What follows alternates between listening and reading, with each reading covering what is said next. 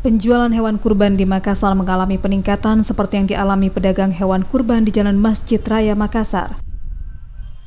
Sejak akhir Juli hingga awal Agustus, total sudah 41 ekor hewan kurban berupa sapi terjual.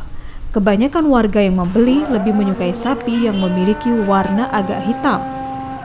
Hewan kurban yang dijual tergantung ukuran atau bobot yang harganya berkisar 11 juta hingga 18 juta rupiah. Hewan kurban yang dijual di tempat ini didatangkan dari Kabupaten Jeneponto.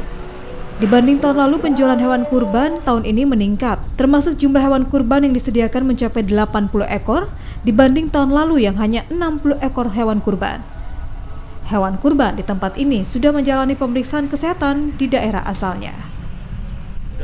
Sudah banyak, sudah hampir bagi duanya sudah lebih nih. Berapa Pak semua yang sudah dijual?